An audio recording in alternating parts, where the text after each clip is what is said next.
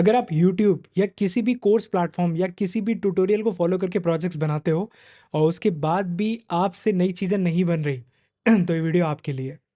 आपकी तरह मैं भी जब कॉलेज में था तब मैंने भी यूट्यूब से और कोर्सेज से पढ़ना स्टार्ट किया था और काफ़ी सालों तक इवन मेरे कॉलेज ख़त्म होने के बाद तक भी मेरे को एक सबसे बड़ी प्रॉब्लम होती थी कि मैं ट्यूटोरियल लूप में फंस गया था।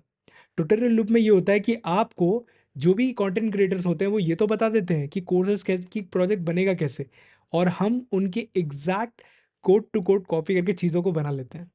आज के टाइम पे सेम चीज़ एआई के थ्रू हो रही है कि हम एआई को बोलते हैं कि ये बना दो, वो बना के देता है और उसके बाद जब आप चेंजेस करने की बोलते हो तो वो चेंजेस हम कर नहीं पाते क्योंकि हमारी फाउंडेशन बहुत वीक है। तो बात ये निकल के आती है कि अगर हम एक अच्छे कोडर, सॉफ्टवेयर इंजीनियर या प्रॉब्लम सॉल्वर बनना चाहते हैं, तो हमें किन चीज़ों का ध्यान रखना चाहिए?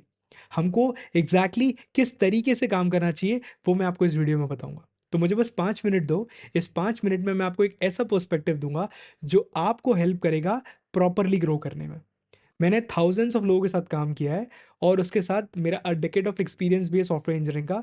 मैंने बहुत सारी गलतियाँ की हैं और बहुत सारी गलतियाँ करने के बाद आज मुझे समझ में आ रहा है कि मैंने क्या मिस्टेक्स की और लोग क्या मिस्टेक करते हैं। सबसे पहली प्रॉब्लम जिसका नाम है ट्यूटोरियल लूप।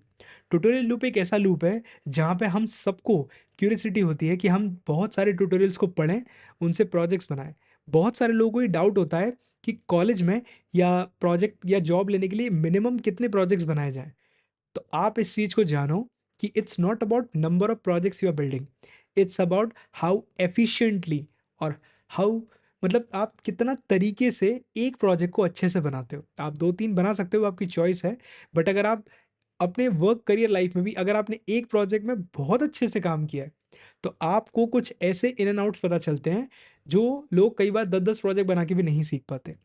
मैक्सिमम केसेस में हम यूट्यूब के जो यूट्यूबर होते हैं उनके जो कंटेंट क्रिएटर के जो प्रोजेक्ट्स होते हैं उनको वर्ड टू वर्ड क्लोन करते हैं। मेरे पास काफ़ी सारे लोग आते हैं जहाँ पे लोग क्लोन करते हैं, चीज़ें वर्क भी कर जाती हैं, बट जब आप उनको बोलोगे कि इसको एक्सप्लेन करो वो एक्सप्लेन भी नहीं कर पाते। सेम चीज़ मेरे साथ भी हुई है। मैं भी बहुत सारे कंटेंट क्रिएटर्स और यूट्यूबर्स को फॉलो करता था जिनसे मैंने काफ़ी कुछ सीखा है डेफिनेटली। लेकिन मैं भी यही गलती कर रहा था कि मैं उनके कोड को कॉपी पेस्ट कर रहा था। तो अंकित फिर क्या करें? तो सबसे पहली चीज़ कि आपको एक चीज़ समझनी पड़ेगी कि अगर आप एक स्ट्रॉन्ग, अच्छा, पावरफुल इंजीनियर बनना चाहते हो, तो आपको सबसे पहले शॉर्टकट लेने बंद करने पड़ेंगे।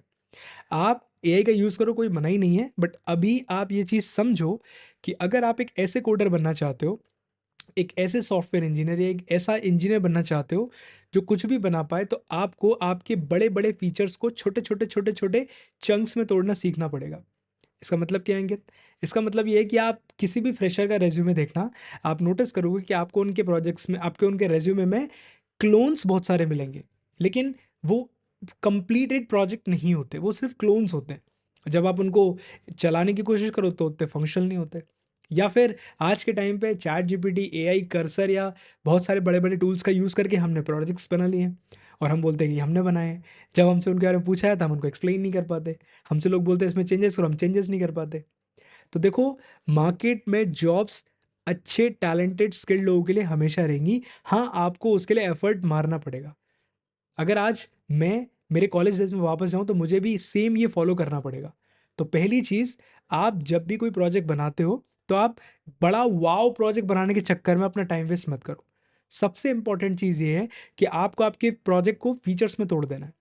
जैसे आप सिंपल एक लॉगिन फंक्शनैलिटी की हम एक ई-कॉमर्स की अगर बात करें या एक ओटीटी नेटफ्लिक्स जैसे किसी प्लेटफ़ॉर्म की बात करें, तो अगर मैं नेटफ्लिक्स की बात करता हूँ, तो नेटफ्लिक्स में सबसे पहले मैं नेटफ्लिक्स को छोटे-छोटे मॉड्यूल्स में तोड़ूँगा कि मुझे नेटफ्लिक्स का लॉगिन सिस्टम बनाना है, साइन अप सिस्टम बनाना है, ठीक है? डैशबोर्ड बनाना है, लिस्टिंग बनाना है, सर्च बनाना है, वीडियो प्लेयर बनाना है, उसके अलावा वॉल्यूम कंट्रोल्स बनाना है, ऑप्शंस बनाने हैं, रिकमेंडेशन बनाने हैं। इन सारे फीचर्स को सेटिंग्स बनाना है, रिन्यू बनाना है, सब्सक्रिप्शन बनाना है, प्लान्स बनाने हैं, मल्टी यूज़र्स बनाने हैं। आपको आपके प्रोजेक्ट को छोटे-छोटे पार्ट्स में तोड़ना पड़ेगा और आप टेक्नोलॉजी सीखो कि टेक्नोलॉजी किस तरीके से वर्क करती है, फिर उसके बाद यूज़ करो आप रेसिपी अप्रोच। रेसिपी अप्रोच में आपको क्या करना है कि आपको जो भी फीचर बनाना है, आप खुद को माइलस्टोन्स दो। जैसे मैं 1 महीने काम करूँगी या करूँगा और 1 महीने में मैं ये 2 या 3 फीचर्स बनाने वाली हूँ। और उन 2 या 3 फीचर्स के अंदर आप डिसाइड करो कि चीज़ें कैसे वर्क करेंगी। बट अंकित, लॉजिक बिल्डिंग तो आती नहीं है, कोई दिक्कत नहीं है। अगर आपको लॉजिक बिल्डिंग नहीं आती तो भी कोई इशू नहीं है। अब आपको लॉगिन बनाना है। तो अगर मैं आज खुद को इंजीनियरिंग सिखाने जाऊँ तो मैं क्या करूँगा कि मैं सारे डिजिटल चीज़ों को बिल्कुल रियल वर्ल्ड से कनेक्ट करना स्टार्ट कर दूंगा। जैसे अगर आप सोचो कि मुझे लॉगिन सिस्टम बनाना है, अब मैं नहीं जानता ऑथेंटिकेशन क्या होता है, ऑथराइजेशन क्या होता है, सेशन क्या होता है। भाई मैं तो नवा नवा इंजीनियर बनाऊँ या नवी नवी इंजीनियर बनी हूँ, मुझे नहीं पता। आप तो मुझे बताओ कि मेरे को करना क्या है। तो आपको सबसे पहले ये समझना है कि एक सिंपल लॉगिन सिस्टम होता क्या है। लॉगिन सिस्टम का मतलब क्या है, आप गेट में जाइए, अपनी आइडेंटिटी बताइए और आप घर के अंदर जा सकते हैं। या फिर आप गेट में जाइए, आप अगर आप एयरपोर्ट गए हैं कभी भी या रेलवे स्टेशन भी गए हैं, एयरपोर्ट गए हैं अगर आप, तो एयरपोर्ट में आप अपना टिकट दिखाते हैं, वो टिकट वेरीफाई होता है, सिक्योरिटी चेक इन होता है, आपको आपकी सीट पर पहुंचा दिया जाता है। तो आप ये समझो कि लॉगिन में भी चीज़ें ऐसे ही वर्क करती हैं कि आपको एक एक करके फ्लो स्टेप बाय स्टेप तोड़ना है।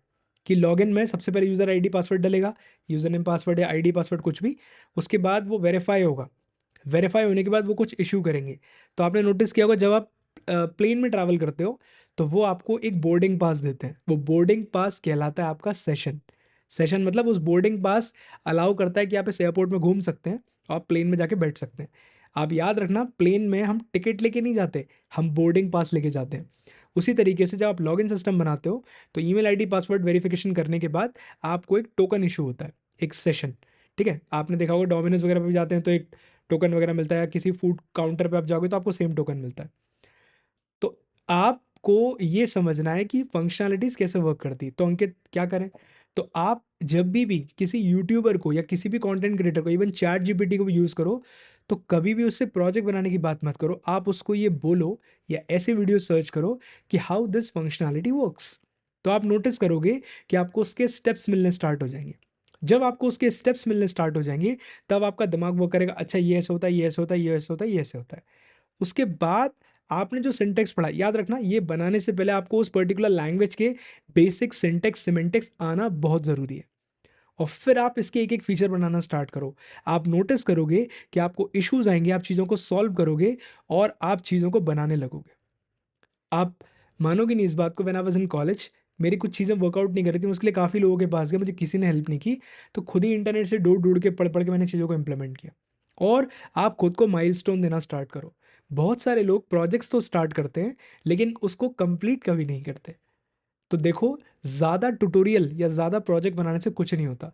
अगर आप एक ट्यूटोरियल अच्छे से फॉलो करते हो और उसका कोर समझते हो, क्रक्स समझते हो, उसके बाद जब चीज़ों को बनाओगे, it's absolutely fine to take code references. अगर आपको कोड रेफरेंस लेना पड़ रहा है तो कोई इसमें कोई बुराई नहीं है। लेकिन आपको वो कोड ब्लाइंडली कॉपी पेस्ट नहीं करना है।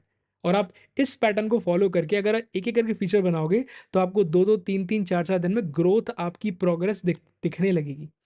आपके टाइम पर चैट जीपीटी है, आप उससे स्टेप्स पूछो, वो आपको गाइड करेगा कि सोचते कैसे हैं। तो अंकित लॉजिक बिल्डिंग चीज़ क्या है फिर? तो लॉजिक बिल्डिंग का मतलब यही है, स्टेप्स, एल्गोरिदम। इसीलिए बोलते हैं डेटा स्ट्रक्चर एंड एल्गोरिदम।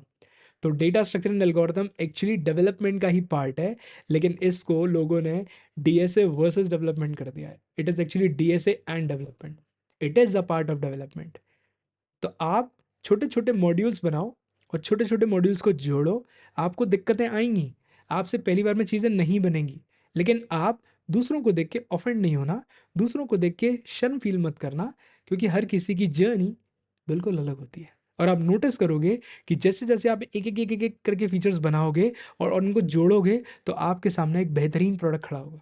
हो सकता है कि आपके किसी दोस्त ने उसको 2 दिन में बना लिया हो, आपको बनाने में 3 हफ्ते लग गए, 4 हफ्ते लग गए, बट वो 4 हफ्ते आपके आने वाले प्रोजेक्ट्स में आपको हेल्प करने वाले हैं। तो आप इस चीज़ को समझो, खुद को टारगेट माइलस्टोन दो और एक चीज़ खुद को समझाओ कि मोटिवेशन के भरोसे ज़िंदगी नहीं चलती। आपको खुद को तब भी काम करने पे मजबूर करना पड़ेगा जब आपका मन नहीं है।